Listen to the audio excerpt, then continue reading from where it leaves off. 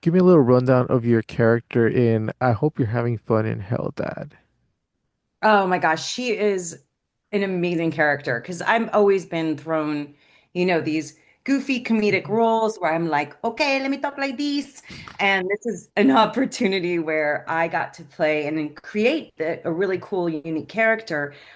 She's kind of like a mommy dearest character, but she's stoic and has this beautiful arc of being that stoic mommy dearest and going into this you find so much compassion for her because everything that she's been through as this perfect mother, presenting herself perfect for so many years. And now with her husband finally being dead, her ex-husband, she is able to kind of take that coat off, that layer of the mask of being perfect and going, I can finally live my life. And there's this whole, I know, future development of my character that I already foresee of her living life as, now a mother that has already lived that huge chapter, and now she has a no, brand new chapter of life. So she's so full of colors. She's awesome. I love playing her. That's that sounds so awesome. You come from a comedy background. Why was this a role you wanted to take on? I think after 2020 and being a stand-up for over 20 plus years, and with the whole, cancel culture, all these kind of things that had come out, I was really not excited to go back to stand-up, because I'm a comic that I make fun of everybody. Hmm. Like that's what comedy is about. You don't just make fun of yourself and your family, you make fun of everybody. You see the world differently. And it was so particular, like, oh, you can't do this joke, you can't do that joke, you can't. And I was like, that's not why I do what I do. I do comedy so I make people laugh and escape from reality. And it's not about being politically correct. And so I didn't want to, there was no desire. And of course, I still write jokes. Of course, I'll probably go back to the stage, but I was searching for something else, or not even searching, just putting it out there, going, I think I'm ready for just something else to shake it up. And a play came into mind, and I was presented a couple plays, and I was like, yeah, I don't know. And then Adriana sent this play over, and I went, now this is a character that I've been very close to playing before, and I was very excited about this role, and I did not get it. And now here's an opportunity to do it live. And I haven't done a play since college. And I was like, and it's different than stand up. Stand Hmm. up is like, if you mess up, it's you. So you got jokes in your back pocket that you can throw out and you can mix it up and whatever. But this is a huge cast, and you're relying on everybody's timing, and you can't fail. Like you Hmm. have to be listening, you have to be on it. And I was like, this is a cool challenge. I'm down. I'm so down. The material was great. Awesome. While talking to Adriana, she's mentioned how the cast was able to amplify what she wrote and really create characters that are relatable. How were you able to do that with your character? Um, she created an environment that it was a very safe environment. She didn't tell us what our character, it was written on paper, but it was up for our interpretation. And that's a very unique way I've ever dealt with a director. A director is usually like very, like, no, these are like, I want you to do these choices. And then you have a conversation with the director and you kind of work out the beats together. And this is the first time that she kind of went fly. And we had such a short period of time to come together. And I feel like it was such a unique tactic, but I think the best tactic to get us united in such a short period of time, because we had to bring ourselves to the characters, because there wasn't so much time, that exploration that, and ultimately, I think with each character, anytime you play, the best characters are a little version of yourself. Mhm. So in the end, it always comes out. So this was like speed, like like boot camp. And Mhm. you develop the character, and then she would let you know, like, no, you're off. Or Mhm. she'd be like, she just didn't say anything when it was right. And so you knew to keep going forward.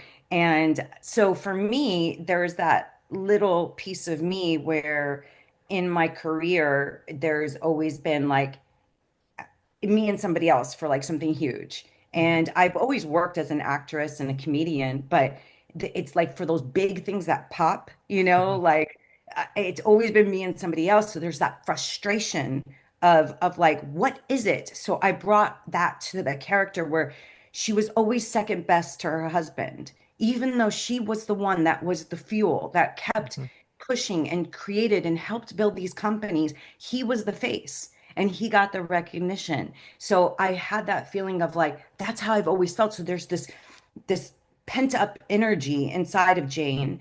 And when she finally is able to release that, now she has the opportunity to really explore. So it's very healing for me. So Mhm.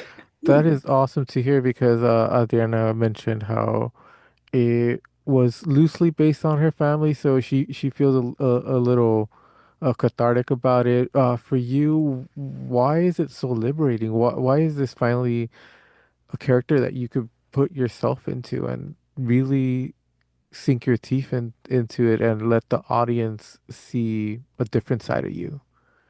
I think, I'm older now and I feel like I've always played the funny, goofy, like best friend, sidekick, like, and now I'm in that age where I can be a mother, and I really want to be a TV mom. And everyone still sees me as the funny, like, sidekick. And Mhm. so now I'm able to show this side of me that is more of a because I'm always like, and this one is very like I'm very tight and when I speak with my deeper voice. So I'm very commanding. So it's going to open for me in my eyes. We'll see what happens, but and open that door to show people like, look, I am an actress. I'm not just this, like Mhm. dance, that kind of like just throw the coins at me and I'm like, okay, Mhm. I'll do this character. So it's a really grounded character and a side that, yeah, no one has seen before of me that, but definitely exist in me.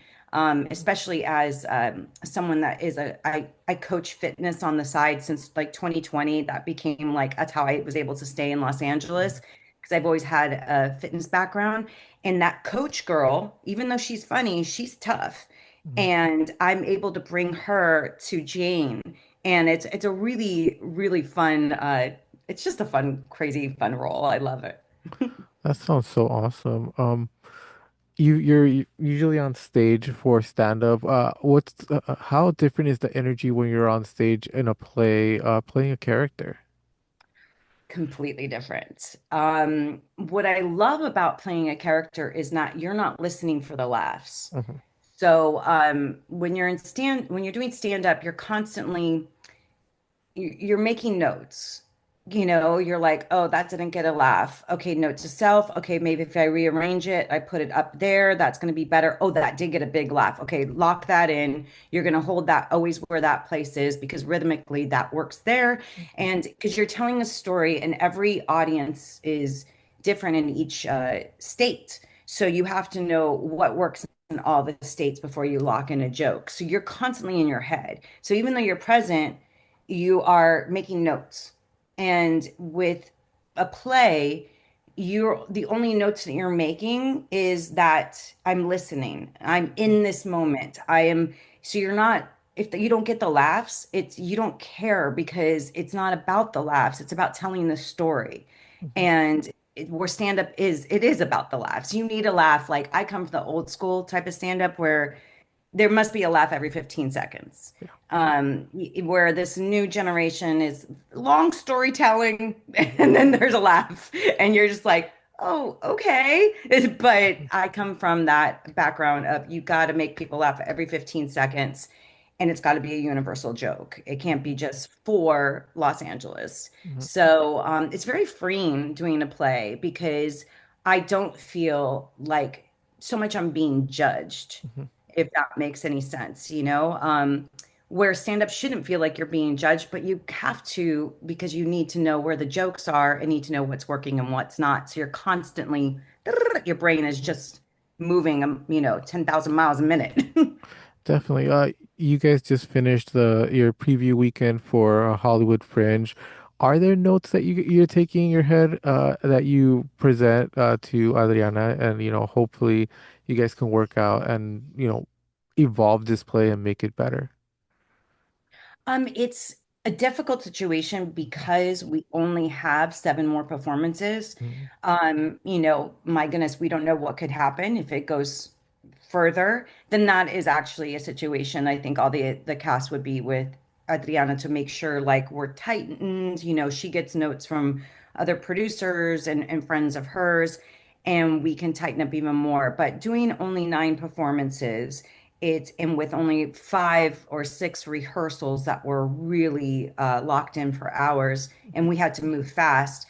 It doesn't allow itself. She can give minor notes to us, but as far as us trying to come in and redo things, it's just like, no, no, no, let's lock it. Let's go. Let's have fun. She can give her little notes, but hey, if it does go further, that's definitely something that I mean, I know she would be open to with the cast because that's just part of the process. Mhm. And we could tighten it up and make it a Broadway show. Who knows? That sounds awesome. This is quite a big cast for a Hollywood Fringe play. How do you feel being a part of, that big ensemble and having most of them been Latinos? Yeah, what I love about it being a whole Latin cast is because it's shows, so sorry, I should put that little just do not disturb on here. Mhm. Um, the the greatest part is that you see all the range of color, as Latinos on that stage. We're representing the whole spectrum. Mhm. And it was really great because going into it, I said, do we need to have an accent? Because most of the time when I play a Latina, they always want me to have an accent because I'm a lighter skinned Latina, Mhm. and they feel like that's, make sure people know that you're Latin, make sure. So it's wonderful. She was like, no, no, no accent. We all are, it's such a beautiful range of color. Um, yeah, and then what was your other question? That was I got stuck on the Latin thing because that's one huge thing that I was really like, this is cool. This Mhm. is very cool. About being part of a large cast. That's awesome. So being part of a large cast is very different than, when you do like sketch, it's Mhm. short. For my Mad TV days, it's like you you really just like it's so fast and so short. So you're in and out. But when you have a large cast and we're trying to hold an audience for an hour and a half, there again, there's no room for mistakes. And we have each other's back, which is amazing because in such a short period of time, we've created, the Familia, which Mhm. was on stage and off.